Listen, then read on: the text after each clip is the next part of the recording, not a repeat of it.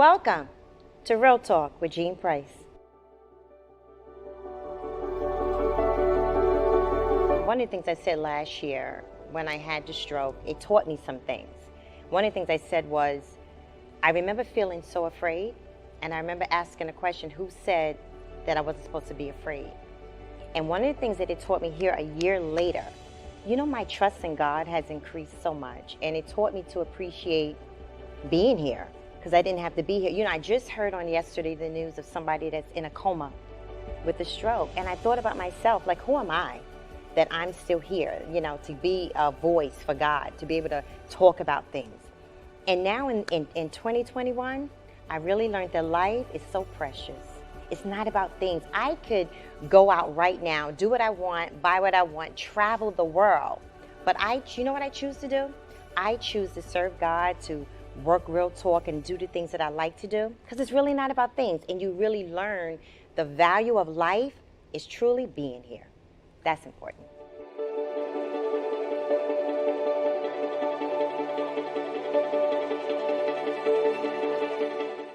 Thanks for joining me on Real Talk with Gene Price. You don't want to miss this week's show. We're going to be talking about an easy way to decorate. Simple tools with a low-cost budget. I'll see you on Real Talk.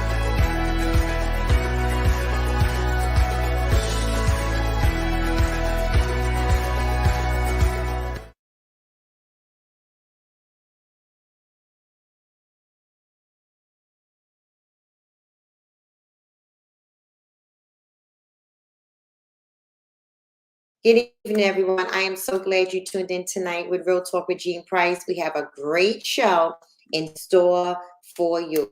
My prayer, I hope, is that everyone's enjoying the holiday season that's getting ready to come. And listen, you might want to just tune in tonight. We want you to like, we want you to comment, we want you to share. We have a wonderful guest on the show tonight, and we're going to be talking about something that we kind of did a show before about, but it's going to be even greater.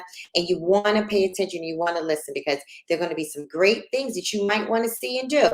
One of the things I found out when it comes to decorating is that, of course, it's my passion, but there's so many other little things that come out of it that you find out about yourself.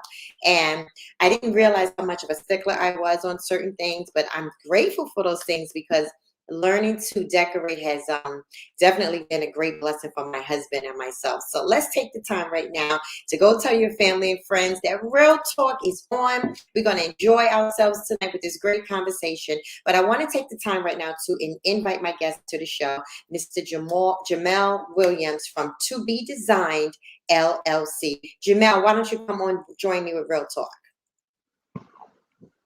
Hey, Gene, how are you? I am doing well. How are you? I'm doing good. Great. We want to take the time to thank you for being on Real Talk. Such a pleasure to have you with us. This is going to be a great show because as we were talking backstage, designing, interior design is my passion. Why don't you tell my viewing audience a little bit about you? Sure. So my name is Jamel Williams. I am an interior designer. I own an interior design company called To Be Designed. We do full service interior design work. So basically, full service means that we're there with you from the beginning to the very end. So when you're looking for a designer, when you start thinking about you may need a designer, we're there with you to talk you through that process, helping you choose whether or not you want to work with us. If you're doing construction work, we also help you choose contractors and really design your space and make the process really easy for you because design can be quite a difficult thing. So we like to take that away from you and just allow you to enjoy the process and really enjoy your space becoming something beautiful because we all work so hard and want to enjoy our spaces.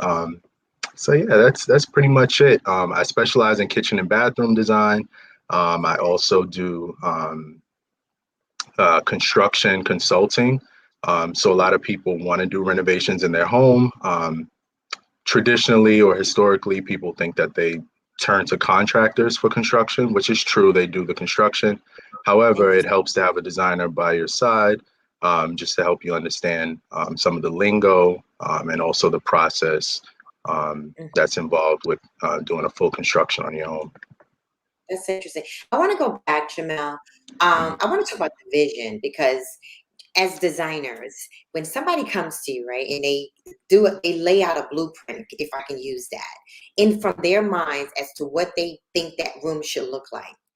Mhm. How do you take that vision from their head and then make it possible in that room? That's a great question. I've worked with clients that have, a range of clients that some don't know what they want their space to look like. They know what they love, they know what they don't like, but they have no idea where to start. And then I've worked with clients that have come and they have the full idea fleshed out already, and they just want either the guidance of a designer or they want someone to just, do everything for them.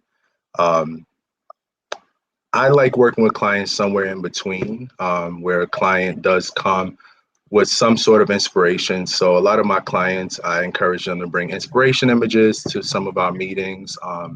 Also, I encourage them to, um, have open conversation with me about their lifestyles, about what are some of the things that they like to do, what are some of the things that they like to wear in regard to fashion. And those things kind of give us insight as to where we need to start. Um, but basically taking all of those pieces and trying to craft something together. As a creative, as an artist, there's no one specific way I do it every time. Um, Okay. but it's about, taking what's important to them and then meshing, what's important to me and then also my artistic style as well. Right. Can I say one of the things that helped me, you might understand this. I had a vision board. And I Mhm. remember having a board with like patterns and, colors and, different things because I'm so visual. I'm just Mhm. such a visual person. Even when I read, I take the story what I'm reading, say if I'm reading the Bible, but I'm envisioning the whole story in my mind. Do you find that that's helpful as an interior designer? If I was your client and I'm coming in, Jamel, this is my board and this is what I think Mhm. I like. It's different, those patterns and things. Do vision boards really help? Or do you find, and I know it's a two-part question, do you find that as you begin to work with the client, it Mhm. begins to change? Because I can be stuck sometime on what I think I want, but after talking to you, it might change my mind. Kind of what's Mhm. your expertise with that? Absolutely. I personally have never had a client come to me with a physical vision board, but they will come with, let's say, a Pinterest board, for example, where Okay. that's essentially a virtual vision board. But at any case, I found that it's really helpful. When having that initial conversation with the client, Hmm. whatever they do bring to me, whether it be inspiration images or the Pinterest. Um, the next step, uh, even before signing contract with them, I create a vision board, based on our discussion and also based on our interaction inside of the space. And I found that that's really helpful, because I'm able to capture a mood and imagery and present that to them, and that Okay. serves as a really great conversation piece for us. To talk about what works and what doesn't work, or whether or not I understood their vision, the way in which they explained it. Because I think I think what makes us special as designers is that we understand a language that a lot of people don't. So Yes. I'm able to visually translate, um, what sometimes I receive as words, or as one picture, or whatever. So I found it helpful to actually bring the mood board to the client. And then to the second part of your question, a lot of times as the design evolves, it does change, I would say. Mhm. I like for it to stick. I like to use the concept and that original image, as a foundation. But I do Okay. understand that, as the design process carries out, especially if it's a client that has never worked with a designer before, they may start to discover certain things, within their homes or within the process. Um, and I don't think that we should be married to any one thing. Obviously, we do have, an overall concept, but I am definitely open throughout the process to hearing out the client, and finding some way to integrate the new things that come up throughout the Right. process. That's excellent. You know, one of the main questions sometimes when you're creating, right, and again, you're a designer, is always budget. Um, when you and I were talking backstage, I was sharing with you the last project that my husband and I would, yeah, that was the last one that we did lately. I said this one budget, we have this one budget now, and that's where we're going to stay. And I Mhm. have to tell you totally and honestly, that budget doubled, and it was a lot. I mean, it was a lot. How can somebody that doesn't have, they don't have the means to have a big budget? So Mhm. how do we stay within the confines of that budget, but yet you still wanted to have the look or the feel of what that client wants? So how do you help that client? Because some people really don't have a high budget. Yeah, no, that's a great question.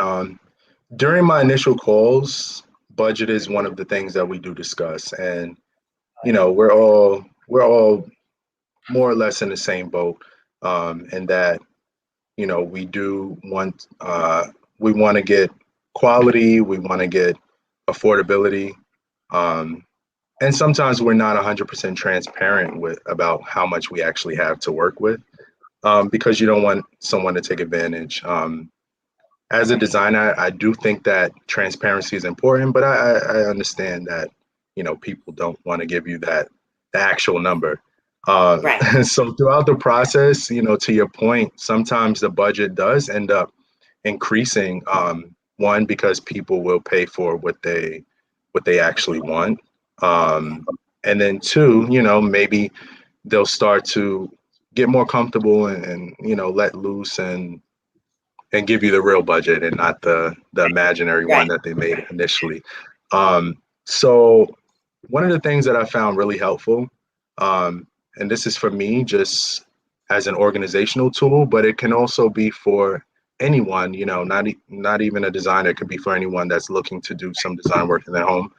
It helps to kind of list out all of the things that you would want in your space and provide yourself sort of like a low to high range for how much you right, would pay for those things.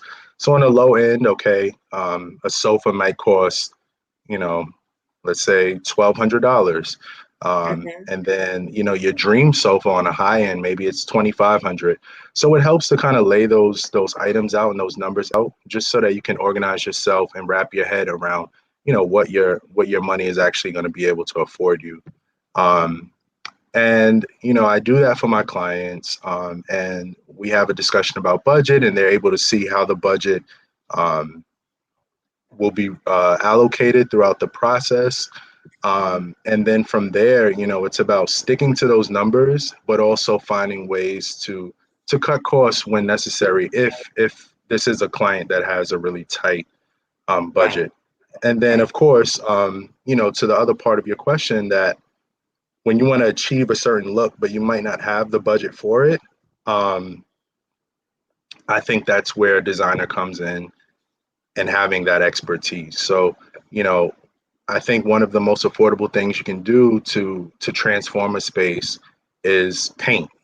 So paint, for example, deciding what color you want to use, can really just transform the space. If you have a dark space, maybe using lighter colors. If you want a dramatic space, maybe using darker colors. Um, right.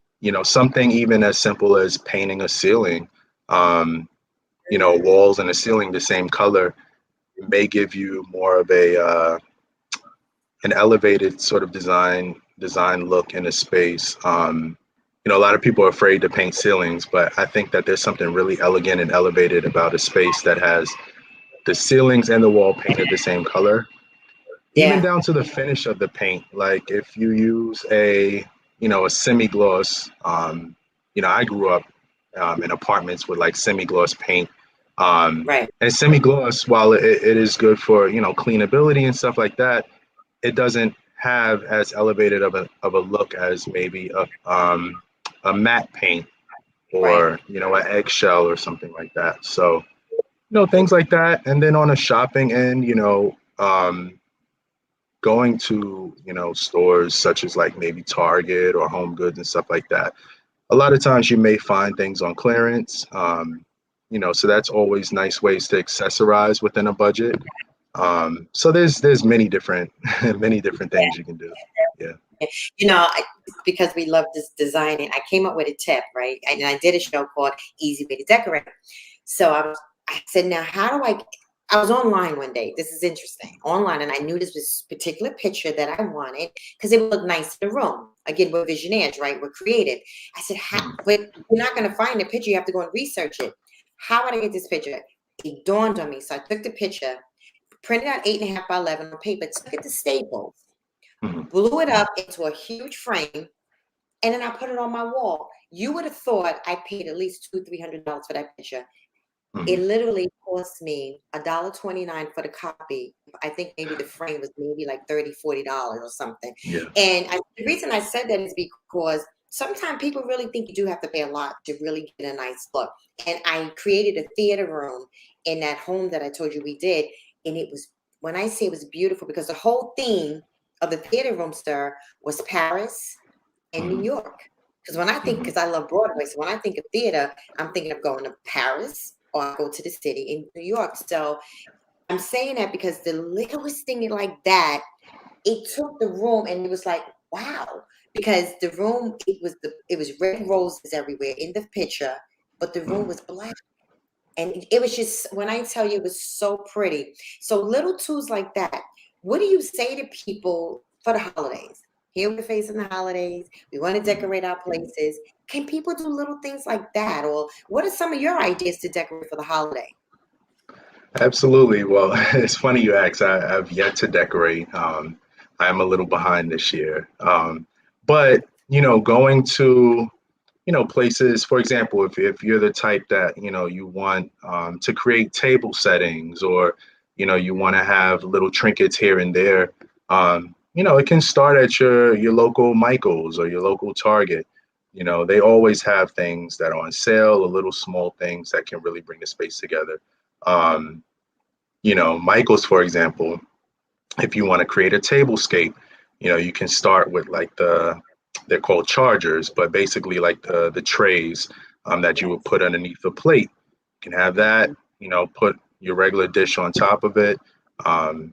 Just get some napkins, some nice greenery that they have at Michaels. You can even get like some faux snow and sprinkle it, on the table, and tablecloths and stuff like that. So, if it's about creating the mood of the holidays, creating a nice tablescape in your dining room or your kitchen area is really great. Also, lighting, I think, is a really big thing too. Yes. A lot of people are really leaning into like LED lighting now, especially when you can adjust the color. So they sell the LED strip lights on Amazon and stuff like that. Um, so whether it's the traditional string lighting that you would put on a Christmas tree, or if you want to get a little more fancy and do the LED lighting from Amazon, um, it's always a way to kind of change the ambiance of the space, whether you're dimming the lighting down or changing the color of the lighting. And then, of course, on your tree, um, for those that are doing Christmas trees, you can either buy an artificial tree that may be pre-lit or not pre-lit. I'm more of a real tree type of person. I like the fact that I can have the tree and get rid of it after the season is done. I don't have to worry about storing it or anything like that because I live in a New York City apartment. So, um, but utilizing the tree, a lot of places like Target or even Walmart, they have like really affordable ornaments that you can put on. You can even, go DIY and make your own ornaments.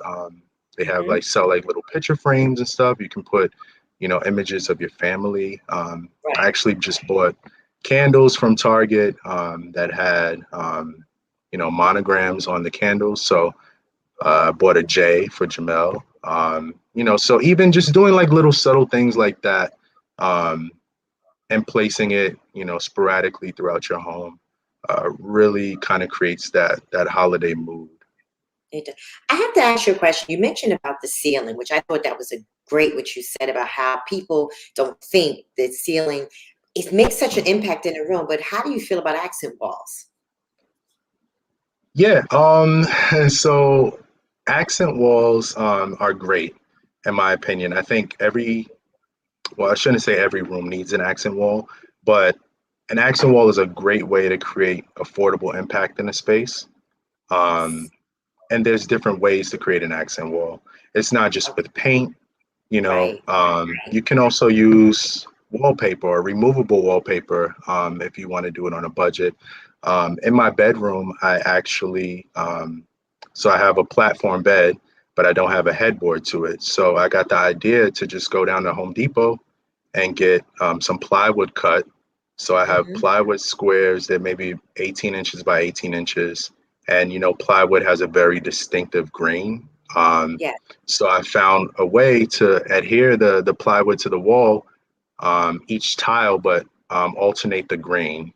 So, and then, you Okay. know, that was very affordable. I stained it, and that's now my accent wall in my bedroom space. So there's a lot of different creative ways that you can do, even if it's an art piece or, you know, one of like a favorite tapestry or something like Mhm. that. You know, that can always be an accent. So basically, the idea of an accent wall is a wall that, you know, draws attention and is supposed to be special throughout a Mhm. space in comparison to the other walls, just to kind of direct the eye and also add drama to the space.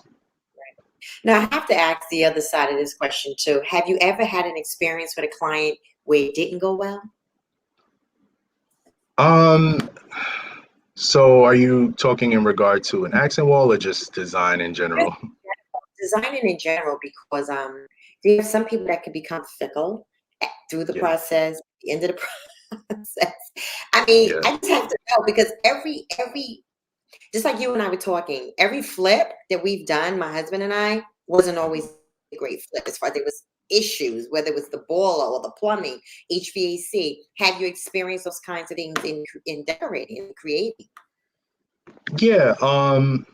So even before, you know, getting into the space and doing any sort of construction or any furniture staging and stuff like that, you know, I'm presenting the design to the client.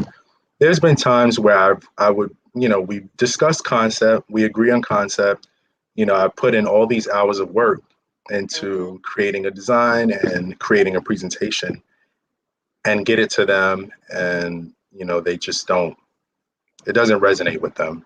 It's not that the design is bad, it's not that it's ugly or anything, it just doesn't resonate with them. um, Okay. and that's a very real feeling, and I understand that, because you know your space is special. um, as a designer, yes, it can hurt your ego a little bit, but it's really about the collaboration also. So, you Absolutely. know, from there, it's about really sitting down with the client and fine tuning the design, to where it's a compromise between what they want and then also what you've already done. So I have had some instances like that where, you know, I'm really proud of what I've designed, and then I go to present it to them, and I'm, you know, basically met with a blank face, Right. because they just don't like it. So Right. that's one thing.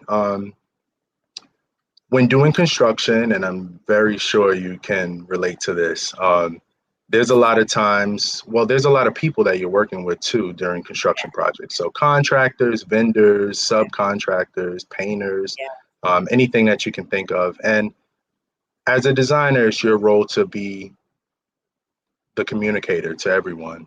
Yeah. So there's times where communication can be hard with other parties, or maybe a person doesn't exactly understand or agree with what you're saying.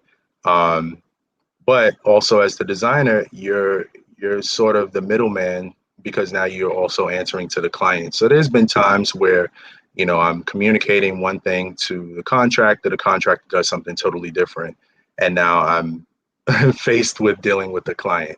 So that's during the project, you know, those sort of issues have absolutely happened. And then on the tail end of the project, when everything is pretty much done and almost, you know, perfect, sometimes the clients, if they're not living in a space, they move back into the space. And then now they're actually living in the space, and, you know, of course, they're looking around and they're using things and stuff like that, and they're starting to notice like little things here and there, like, oh, there's a spot on this wall, and there's a chip here, and there's this, you know. So I've had that experience also where a client, um, almost appears as being dissatisfied with the project overall because they are met with all of these little imperfections. Right, But really, it's just about, you know, calming their nerves and just doing what you can to make things right. right. Got it. Yeah. Listen, my viewing audience, if you have any questions for Jamel, put them in the chat because he has a wealth of knowledge in this area and it's really good. But we're going to take a commercial break and but we'll be right back because I have some more questions for Jamel. We're going to keep talking about what's it like to be an interior designer. We'll be right back.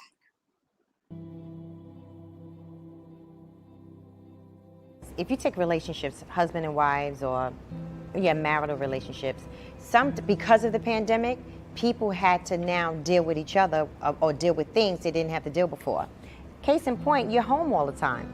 You might have to deal with the pet peeves that bother you, but I found out that was a time that, you got it, the communication was challenged. There was so many different challenges that married couples face. Some people would wind up being on unemployment. So those financial woes became a tension in some relationships and other things, just dealing with sexual abuse. If somebody, say there was a child being sexually abused, I found out that children, because of the pandemic, were home with the perpetrator. And I found out that was such a test for people having to get through that. And the reason it kind of falls under the guidelines of love is because then that other parent had to deal with what was going on with that child. So there's a whole lot of things going on in relationships during the pandemic. Thank you for joining me on Real Talk with Jean Price. You don't want to miss this week's show. We're going to be talking about an easy way to decorate. Simple tools with a low-cost budget. I'll see you on Real Talk.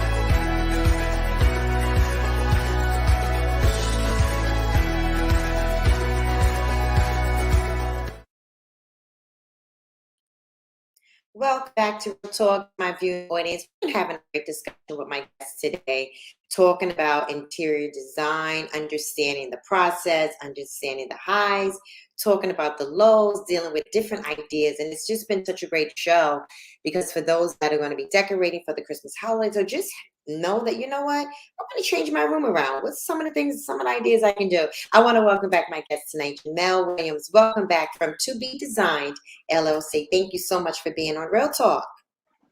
Thank you.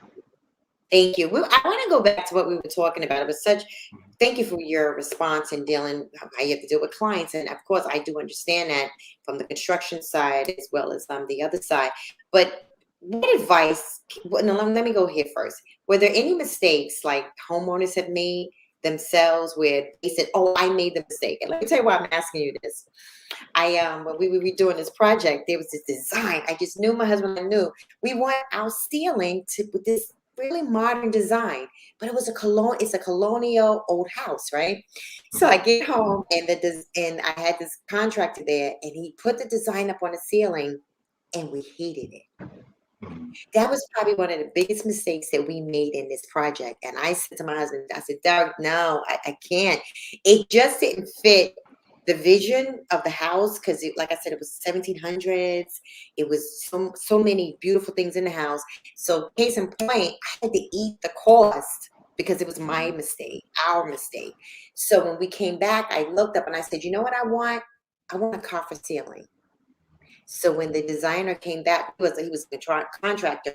When I had came back the next couple of days, he had put about 9, squares, and that was the coffer ceiling. So how do you handle us sometimes as customers when we make the mistake? Because that was truly our mistake.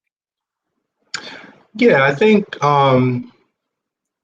that actually is one of the least of my worries during the process, I think. I think that if a client makes a mistake and they acknowledge that they've made a mistake, they acknowledge that, if it is something that is going to be costly, they acknowledge that, they're going to take care of the cost and everything like that, then I think all is well. I think, as a designer, I'm there to be support for them no matter what, in the good and the bad. It's very much like a relationship. If I in your example, as the designer, if I would have felt that design was not going to be suitable for the essence of that home or also for that particular ceiling, it is my job to kind of speak up and let you know that. Um, Oh, that was and but as the client, it's ultimately up to you to say, you know, what it is that you want. Um, and there have been situations where, you know, I may have told a client that, you know, I don't think it's a great idea. But again, me being supportive, you know, and if it's something that they really are passionate about and they really want, you know, then I have to just allow it to happen. And there have been times where clients have double backed and said, you know, well, maybe you were right initially. Um, right, and right. it's either about, you know, going back to the original idea or finding a way to make what's done, Hmm. you know, recreate it so that it's not as costly or it's not as bad of a mistake. I'm really Right. good with improvising inside of a space, because I think that, Yes. again, as I mentioned before, design is really big on collaboration. Even if you're not working with a designer, it's always helpful to get someone's opinion. You know, if you have a spouse or if you have children or, you know, siblings or whoever it is, a friend, it doesn't hurt to just ask them what they think about, you know, something. And a lot of people are, you know, their egos won't allow them to, but I think that it really helps to have that second opinion, whether you go with it or not. Yes. Now I'm going to be going out there on a limb because my husband and I are givers, right? That's just Yes. kind of hard to have. Have you ever been in a position where you're a designer? You know how to, you can see a room, you can make that room come alive. That's what you do, Jamal. Have you ever just wanted to donate your time and just being a blessing to somebody? Just say, you know what, I'm going to surprise them because this I watch HGTV all day long, but you're going to Mhm. just surprise them and you're going to redesign the room for them. Have you ever felt like you wanted to do something like that? Um, to be 100% honest with you, no. I have, I have wanted to, and I definitely will do this throughout my career. I have wanted to be um, a charitable designer, and where I'm designing for maybe an organization that I'm passionate about, or you know, something like that. Um, but when it comes to designing for a client, yeah, it is a client designer relationship. They are paying for my services. Now, Yes. um, I have been in a lot of situations where a client has expressed to me that they really would love a particular thing, but they can't necessarily afford it. Mm-hmm. Um, and as the designer, it's my job to be creative and think about ways in which we can try to make it happen within their budget. But there has been times where I have come out of my own pocket. If I really, really strongly believe in something, there has Right. been times where I come out of my pocket and say, okay, listen, like you have to have this. So we're gonna make Okay. this work. Um, you know, it Right. doesn't happen You know, often, but right, there right. have been But it times. has Yes. got, Yes. you know, some people are not living in the most ideal space. It could be a Yes. room they're renting, whatever the case may Yes. be. What advice could you give them to at least make it where it's, I don't want to use the word livable because that's too heavy. Just where it's just comfortable, or just like when you walk in, you're just like, wow, you know, this is really nice. But it's just that Yeah. that space for where they are right now, maybe in their life. So what advice could you give them? Like how do you just make it where it's okay? You know? It Okay. doesn't have to, it's okay. Yeah, not to sound repetitive, but I think lighting is one of the biggest and most affordable things that you can do to alter a space. A lot of people don't understand the technology or the science behind lighting, um, but from a psychological standpoint, you know, lighting affects your mood and stuff like that. You know, but also on the other end of it, there's different types of lighting. So you have like different shades of white of lighting. You have lighting that's warm and lighting that's almost fluorescent, where it has like blue tones to it. Um, so just understanding what level of lighting feels best for you, is really important. For those that don't necessarily understand the science behind lighting or don't have the means to test out different lighting in their space, usually they have like a little mock-up set up in Home Depot where you can see the different temperatures of lighting and Mm-hmm. try to imagine, what it would do for your space. Also, what it will do for your skin tone, for example. I think lighting in bathrooms is really subjective. Some people like warm lighting in their bathroom to highlight certain tones in their skin. A lot of people like brighter, whiter lighting in the bathroom in order to accentuate, other tones if you apply makeup or something like that. So lighting is definitely really important. And again, it's affordable. You can buy a light bulb, for a few Yes. dollars and really just brighten up the space. Um, and then also, I think textiles in the space, so like fabrics and Mm, upholstery. Um, yes. so if it's a bedroom, um, you know, getting a comforter or a duvet cover that makes you feel good, that uplifts you. Um, throw pillows potentially.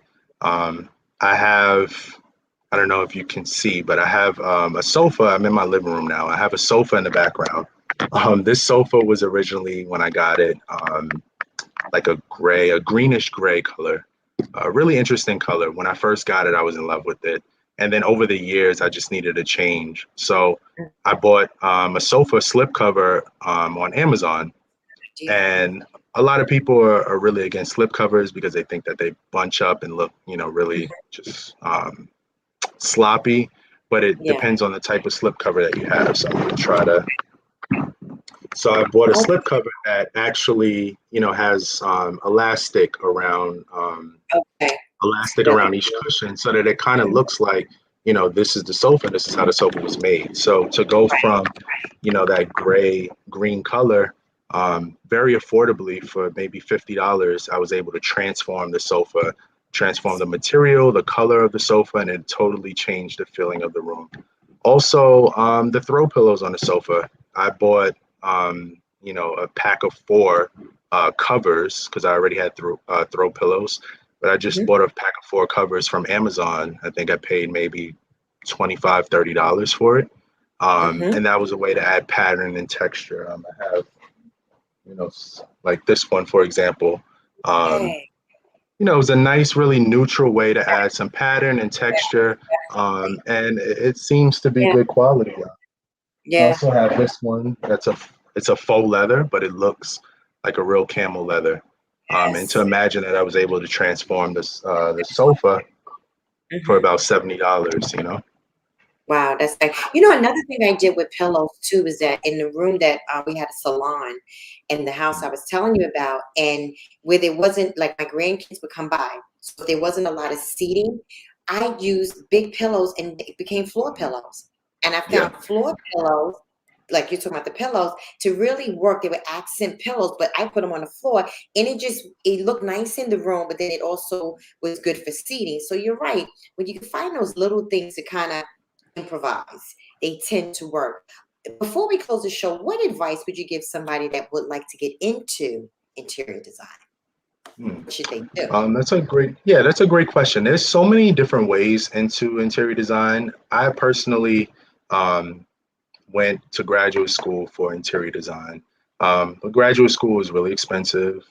Graduate school is very time consuming, and that's not for everyone. But they have lots of different trade programs out there. They have certificate programs that you can go. If you want to actually get formal education on design and some of the techniques and some of the skills that are needed to be a designer. And aside from that, I think that um, design is one of those things that if you have a passion for it and a general understanding of it, it's something that you can kind of jump right into it, but maybe not necessarily by yourself, but under the guidance of someone else. So, maybe there's a local designer that you can maybe shadow or work with, intern for. Good Um, idea. those are really great ways to kind of just get into it formally. If you want to turn this into a business where you're actually designing for other people and have expertise, And of course, it's always great to just read. HGTV, a lot of people have their doubts about HGTV because, yes, it's TV, so it's not 100% real. However, HGTV provides an amazing foundation for so many people, and it inspires people, and it gives ideas. So design is really something that comes from within. So everyone has their own spin on design. I think everyone is capable to some extent of design. It's just about having the proper inspiration and just knowing, what to do, where to go. That's excellent. Well, listen, to my viewing audience, this has been such a great show. Before we close out, Jamel, can you tell us how people can find you? Give us your Instagram. Do you have it on the screen? Your Instagram, your Facebook. Can you just kind of share with us that information? Yeah, so my company again is To Be Designed. The website is tobedesignedllc.com. And that's TOBEDESIGNED LLC.com. And my Instagram and Facebook kind of follow the same thing. Instagram at 2_B_designed, and Facebook.com/tobedesignedllc. So those are probably the best ways to view my work and be inspired by my work. And also to contact me. You can DM me on Instagram, message me on Facebook, or send a message via my website or my email address, which is also on the website. So pretty accessible, and I get back to you literally within minutes or hours of receiving. Yeah. That's excellent. We want to thank you again. This has been great to be able to talk to somebody that has that passion to interior design. And again, we wish you the best. We're glad that we're a platform. Not that you might need it, but just to be able to get you talk about your work and just clients that just say, well, you know what? It may be something small somebody wants you to help with, or maybe something big. But thank you so much again, Jamel, for being on Real Talk. And listen, keep us posted with what you're doing, because we like to follow up with our guests and kind of see, what's going on in 2022. To my viewing audience, thank you for joining me tonight on Real Talk. Let's thank our guest once again, Jamel Williams from To Be Designed LLC. We'll see you next week on Real Talk with Jean Price. Good night.